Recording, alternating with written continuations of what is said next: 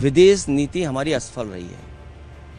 हमें दुख है कि जहां भारत का सम्मान दुनिया के कई देशों ने किया, लेकिन जब जरूरत पड़ी भारत को तो कोई देश हमारे साथ खड़ा नहीं हुआ। कोविड में हम लोगों ने थाली और क्या क्या बजाया, तो सरकार का सुनती है ना जनता।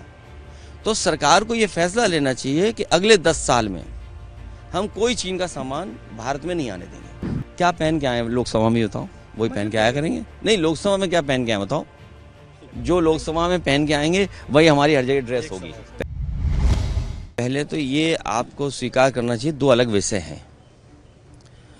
सिंदूर ऑपरेशन में फौज के साहस का, फौज की बहादुरी का, फौज के पराक्रम का उनको हम बधाई देते हैं कि जिन परिस्थितियों में उन्होंने मुकाबला किया, और उन्हें अगर और मौका मिलता तो हो सकता था पीओके भी वो ले लेते। जहाँ तक पहलगांव का सवाल है, जब चर्चा पहलगांव पर होगी, उससे पहले भी एक घटना हुई है, आखिरकार उसकी भी जानकारी अभी जनता को नहीं मिली है। और आप तो जागरूक लोग हैं, पहलगांव में क्या हुआ और उससे पहले जो हमारे जवान शहीद हुए थे उसकी भी जानकारी और सच्चाई अभी तक नहीं मिली है। तो आखिरकार आतंकवाद और आतंकवादी घटनाएं बार बार क्यों हो रही बीजेपी की सरकार में, सवाल तो यही है। और फिर अगर घटना पहलगांव की हुई तो जो टेररिस्ट थे वो आसमान खा गया, उन्हें क्या जमीन खा गई। और इसको आखिरकार वो टेररिस्ट कहाँ हैं, उनको पकड़ना, उनके बारे में जानकारी होना, इस सरकार को जवाब देना है, क्योंकि सरकार इस पे जवाब दे सकती है। पी चिदम्बरम का जिस तरह का बयान आया है कि इस बात के क्या सबूत हैं कि वो आतंकवादी जो पहलगाम हमला हुआ था वो पाकिस्तान से आया, इस पे सरकार ही जवाब दे सकती है। और कांग्रेस भी दिल्ली की सरकार में रही है तो वो पूछ सकते हैं, उनके स्रोत होंगे, उनकी जानकारी होगी।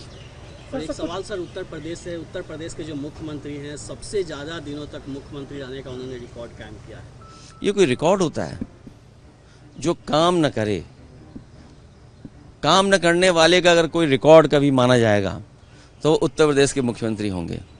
और दूसरे का काम अपना काम बनाना, और डबल इंजन की सरकार। सोचिए, अभी तो दिल्ली वालों को नहीं पता है कि वो अंदर ही अंदर सुरंग खोद रहे हैं। लखनऊ वाले अंदर ही अंदर सुरंग खोद रहे हैं, ये बाद में पता लगेगा। इसलिए रिकॉर्ड की बात मत करिए कि इतने दिन रिकॉर्ड, ये कहिए कि कहीं ऐसा तो नहीं है लखनऊ से अंदर ही अंदर सुरंग खोद रही हो। सर, पहलगाम हमला के बाद हम कह रहे थे पाकिस्तान से सब संबंध खत्म किया जाएगा, लेकिन एशिया कप में भारत और पाकिस्तान का मैच। देखिए,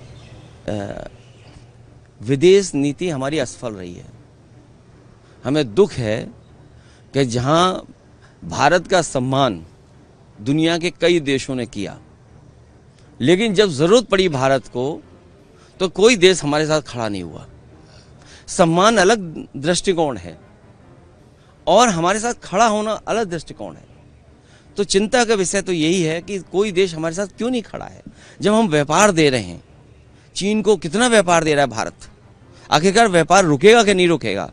और ये तो हम अपने भाषण में बोलेंगे कि भाई कोई प्रोग्राम बनाना चाहिए ना, जैसे नोटबंदी हुई, कोविड में हम लोगों ने थाली और क्या क्या बजाया, तो सरकार का सुनती है ना जनता। तो सरकार को ये फैसला लेना चाहिए कि अगले 10 साल में हम कोई चीन का सामान भारत में नहीं आने देंगे। इकट्ठा तो नहीं रोक सकते हैं। अब सोचिए, अमीरों का तो सब कुछ आ रहा है, लेकिन गरीब के लिए खाद की जरूरत तो कुछ नहीं आ रहा। तो 10 साल में ये कार्यक्रम भारत सरकार को बनाना चाहिए, जैसे हम सब लोगों ने समर्थन दिया था भारत सरकार का। तो ये सरकार भारत की एक कार्यक्रम बनाए कि अगले 10 साल में हम लोग स्वदेशी अपनाएंगे और चीन का कोई सामान नहीं लेंगे। ये जो चर्चा हो रही है, ये वोट के लिए भारतीय जनता पार्टी करती है। पाकिस्तान से ज़्यादा इसलिए करती है क्योंकि उसे वोट भी चाहिए, लेकिन असली खतरा चीन से है। ये आप जितने लोग खड़े हो, जागरूक लोग, दिल्ली वालों, सब जानते हो खतरा चीन से है। पाकिस्तान से तो है ही, लेकिन पाकिस्तान से ज़्यादा हमें चीन से खतरा है। इसलिए भारत सरकार एक कार्यक्रम बनाए, 10 साल में कोई भी चीन का सामान हम लोग नहीं लेंगे। आखिरी सवाल सर, कि आरएसएस प्रमुख ने कहा है कि देश का नाम ट्रांसलेट नहीं होना चाहिए, भारत का भारत ही रहना चाहिए। नहीं, हिंदुस्तान भी अच्छा नाम है। हिंदुस्तान बहुत अच्छा नाम है, हिंदुस्तान के नाम में कोई कमी नहीं है। और भारत भी होना चाहिए, इंडिया भी होना चाहिए। इंडिया के साथ कौन था? हम लोग तो भारत के साथ थे, हिंदुस्तान के साथ थे। इंडिया के साथ कौन था?